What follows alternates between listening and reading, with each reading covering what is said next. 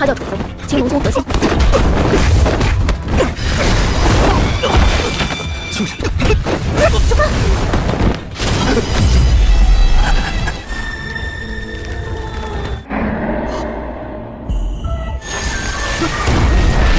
这生物就是好骗的。你啊，陪我聊天呗。果然，我一个人。 Halo teman-teman, kali ini admin akan melanjutkan alur cerita Martial God Asura episode 6, di mana pada episode sebelumnya Cupang menantang Gong Luyun, murid terbaik sekte, untuk bertarung 1 tahun lagi. Setelah itu Cupang kembali ke kota kawasan untuk mengetahui masa lalunya, tapi tiba-tiba di sana dia bertemu dengan master spiritual tingkat dunia juga Liu Yun. Juga menyampaikan keinginannya untuk menjadikan Cupang sebagai murid satu-satunya, dan mendengar itu tentu saja Cupang bertanya kenapa harus dia yang dipilih. Juga menjelaskan bahwa Cupang memiliki kekuatan spiritual yang tidak dimiliki oleh orang biasa dan Cupang adalah orang yang sangat jenius. Mendengar itu Cupang bertanya tentang hasil dari pengujian bakatnya yang tidak memiliki potensi sama sekali.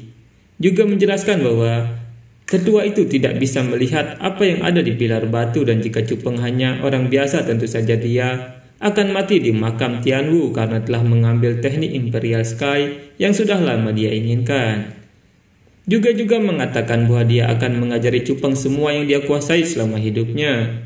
Saat Cupang bersiap menerima juga sebagai gurunya, telur di dalam tubuh Cupang meminta Cupang untuk berhenti. Karena juga hanya spiritualis dunia White Claw, dia tidak memiliki kualifikasi untuk menjadi guru Cupang.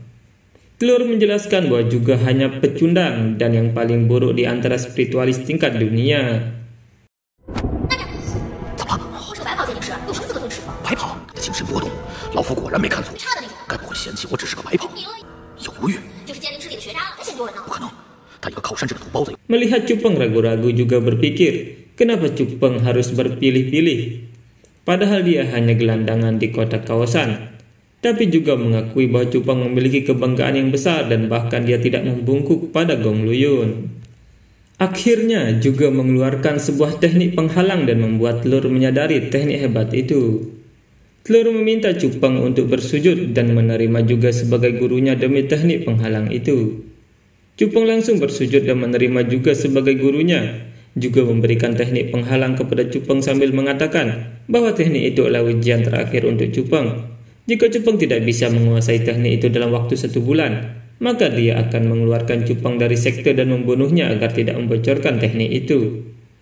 Cupang terkejut mendengarnya, tapi telur menjelaskan bahwa setelah mempelajari teknik penghalang, Cupang bisa bertemu dengannya kapan saja, dan telur menjelaskan bahwa dia akan membantu Cupang mempelajarinya dengan sangat cepat. Akhirnya Cupang menerima ujian itu dan juga berpikir bahwa tanpa bimbingannya, Cupang tidak akan bisa menguasai teknik itu dalam waktu 1 bulan, sehingga Cupang akan memohon padanya untuk mengajari teknik itu, tapi juga tidak menyadari keberadaan telur yang disegel di tubuh Cupang yang selalu membimbing Cupang. Setelah itu Cupang mulai mempelajari teknik penghalang dan dia bisa memasuki ruang dunia roh. Di sana dia melihat sebuah pintu gerbang yang sangat besar dan bertanya-tanya tentang apa itu. Telur muncul di sana sambil berkata bahwa itu adalah ruang dunia roh, dan itu seperti di dunia spiritual. 可这到底是什么地方？这里是剑灵空间了，是这里吧？可你究竟是什么东西？为什么会在我的？ Cupang bertanya tentang siapa sebenarnya telur itu dan kenapa dia ada di dunia spiritual milik Cupang. Telur menjelaskan bahwa saat dia tidur nyenyak, tiba-tiba setelah bangun dia sudah tersegel di tubuh Cupang. Telur itu meminta Cupang untuk mengeluarkannya dari sana dan dia berkata bahwa dia sudah mengenal Cupang dari saat Cupang masih bayi. Cupang melihat bahwa yang di dalam itu adalah seorang gadis dan ketika Cupang menyentuh telur itu, tangannya tidak bisa dilepas. Gadis itu dengan cepat menyentuh tangan Cupang sehingga telur itu mulai retak dan hancur seketika. Seorang gadis mungil muncul di hadapan Cupang dan Cupang memanggilnya Dandan.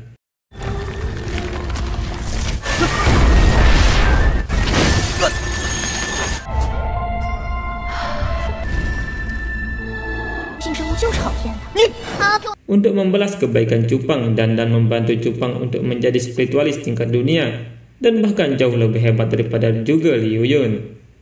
Dandan menjelaskan bahwa spiritualis dunia sejati harus bisa memadukan serangan dan pertahanan, penghalang untuk pertahanan dan dunia roh untuk menyerang. Dunia roh sebenarnya adalah makhluk tingkat tinggi dari dunia spiritual, di mana juga baru menggores permukaan penghalang dan dia masih belum memanfaatkan dunia roh.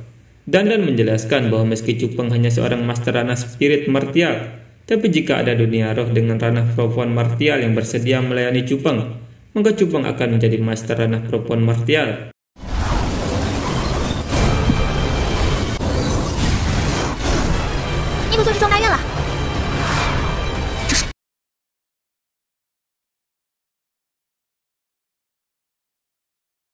Saat ini Cupang memiliki dua dunia roh di dalam ruang dunia rohnya. Satunya lemah dan satunya sangat kuat. Yang lemah tersegel di dalam gerbang batu dan yang kuat adalah dirinya.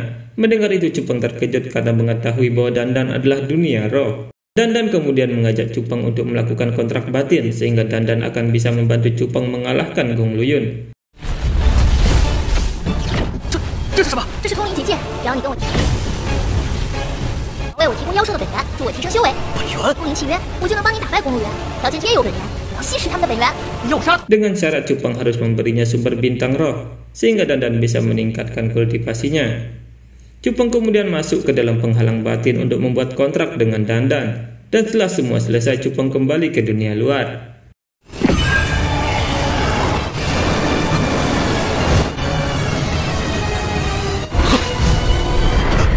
Saat itu di kota Zukue, terlihat Sang Guan Ya datang untuk melamar Sumei. Tapi Suhen ayahnya menolak lamaran itu. Sang Guan Ya menjelaskan bahwa selama ini keluarga Sang Guan selalu berselisih dengan keluarga Su. Tapi tidak ada yang bisa menang. Tapi jika dia menikahi Sumei, maka kedua keluarga akan bersatu dan mereka akan menjadi kekuatan yang hebat. Jika keluarga Su menolak, maka keluarga Sang Guan dan penguasa kota Kuanwu Gong Tianping akan menjatuhkan keluarga Su. Mendengar itu Suhen menjadi khawatir dan menerima lamaran dari Sang Guan. Tapi tiba-tiba saja Cupang yang sudah lama memperhatikan mereka muncul di sana sambil menghancurkan kereta milik Sang Guan. 苏伯父成全，来呀！凭你个臭蛤蟆！臭小子，你找死！ Cupang berkata bahwa hanya seekor kodok bermimpi memakan daging angsa. Melihat itu tentu saja Sang Guan marah dan mulai menyerang Cupang. Akhirnya terjadi baku hantam di antara mereka. Meski ranah mereka berbeda jauh.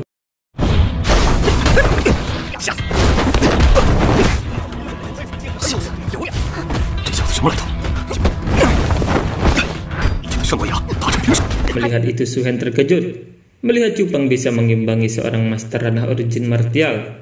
Suro menjelaskan bahwa itu adalah Cupang murid inti Azure Dragon, teman Sumei. Mendengar itu Suhen terkejut karena dia adalah orang yang berani menantang Gong Luyun untuk bertarung. Meski Cupang sedikit terdesak dengan kekuatan penghalangnya, dia berhasil menahan serangan Sang Guan dan dengan kekuatan jiwa, dia menghempaskan Sang Guan hingga dia tidak berkutik. Melihat itu Sumei merasa senang dan langsung memeluk Cupang dengan erat.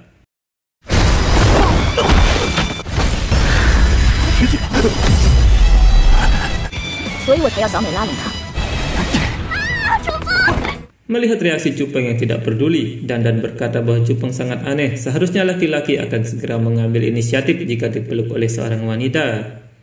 Cupang berkata bahwa mereka hanyalah teman baik. Setelah itu Suhen menceritakan tentang keberadaan makam kaisar kepada Cupang. 九州大陆的第一武军青州的目的，并设下青龙在临死前为自己建造了一座观音。青龙宗，没错，白虎、朱雀、玄武4个。根据这些年来苏柔查探到的线索。 Dahulu kala, Raja Bela Diri nomor 1 di benua Jiuzhou, King Guantian, sebelum meninggal membangun makam untuk dirinya sendiri yang tersebar di sebagian besar King Zhou. Dan itu terbagi menjadi 4 pintu masuk, yaitu Azure Dragon, White Tiger, Burung Vermilion, dan Kura-Kura Hitam. Suhen memperkirakan bahwa pintu masuk makam Kaisar Azure Dragon ada di makam 10.000 tulang. Suhen kemudian menawarkan Sumei untuk menikah dengan Cupang, tapi Cupang terkejut mendengarnya. Dandan menyarankan agar Cupang menerimanya sehingga mereka bisa bekerja sama menemukan makam kaisar karena harta karun di dalamnya sangat bermanfaat untuk Cupang. Tapi Cupang menolak pernikahan atas dasar kerjasama seperti itu, sehingga dia pergi dari sana. Melihat itu Sumei menangis karena Cupang tidak ingin menikah dengannya. 闭嘴！你说什么？城主大人，楚风却不会做畜生，你可以出卖女儿。告辞。 Sekian video kali ini, kita bertemu lagi pada video berikutnya. Bye-bye.